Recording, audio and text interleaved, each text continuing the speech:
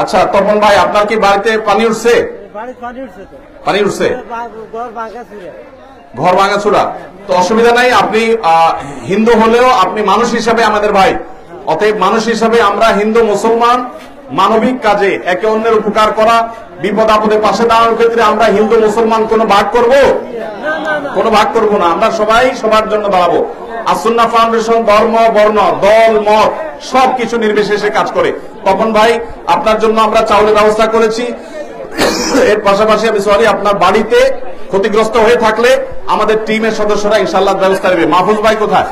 এই যে তপন হিন্দু বদল করিন, নাকি বাড়ি ক্ষতিগ্রস্ত হয়েছে, আপনি খবর নিয়ে দেখবেন, যদি সঠিক তথ্য হয়ে থাকে তাহলে ইনশাআল্লাহ পুনর্বাসন ওনাকে আওতায় আনবেন। মাশাআল্লাহ, আপনারা ছিলেন। আর কোন হিন্দু ধর্মাবলম্বী আর কেউ আছেন?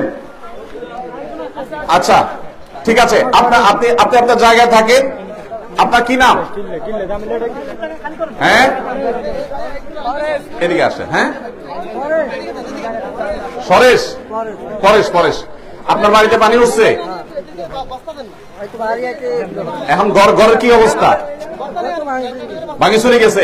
এই যে ভাই মাহফুজ ভাই, ওনার তথ্য নেন। পরেশ ভাই, আপনার ঘর আসুন্নাহ ফাউন্ডেশন আপনার ঘর তৈরি করে দিবে ইনশাআল্লাহ। তাই তো, স্বাবলম্বী হলে ওনার যদি কিছু প্রয়োজন হয়, আমি তো আর জানি না, যদি প্রয়োজন হয় তাহলে দেখবেন যারা প্ল্যানেটা। ঠিক আছে প্রিয় ভাইরা আমার, একটু আপনারা আমার মনোযোগ দিয়ে কথা শুনেন। আপনাদের জ্ঞাতার্থে জানিয়ে রাখি, আমাদের আসুন্নাহ ফাউন্ডেশনের ভলান্টিয়ার হিসাবে যারা আপনাদের ঘর বাড়ি মেরামত, তারপরে অন্যান্য ক্ষয়ক্ষতিগুলোর দেখার জন্য আসবে, তদন্ত করবে, এরকম মানুষ 10,000 ভলান্টিয়ার আমাদের কাছে নিবন্ধন করেছেন। 10,000, কত লোক? 10,000 লোক আবেদন করেছেন, তারা আমাদের ভলান্টিয়ার হতে চান। তাদের বেশিরভাগই বিভিন্ন বিশ্ববিদ্যালয়ের শিক্ষার্থী, অনেক ব্যবসায়ী পেশাজীবী তারা আছেন। ঢাকা থেকে তারা কিন্তু আসবেন আপনাদের এলাকায়, ঘরে ঘরে যাবেন, আপনারা তাদেরকে সহযোগিতা করবেন। অনেক সময় গ্রামাঞ্চলে একজন আরেকজনের পিছনে লাগালাই করে, কারোর ঘর করে দিতে বলে যে না ওনার ঘরটা করে দেওয়া যাবে না, এরকম নানাভাবে ভুল তথ্য দিয়ে বিভ্রান্ত করে থাকে। আপনাদেরকে আমরা অনুরোধ করব, আপনারা আমাদের ভলান্টিয়ারদেরকে সঠিক তথ্য দিবেন। শনি রবি সোমবার 120টা টিম আমাদের এই এলাকাগুলোতে কাজ শুরু করবে। 120টা টিমের প্রত্যেকটা টিমে 3 জন করে সদস্য থাকবে, 2 জন বিশ্ববিদ্যালয়ের শিক্ষার্থী বা কলেজ শিক্ষার্থী এবং 1 জন থাকবে অন্য পেশার।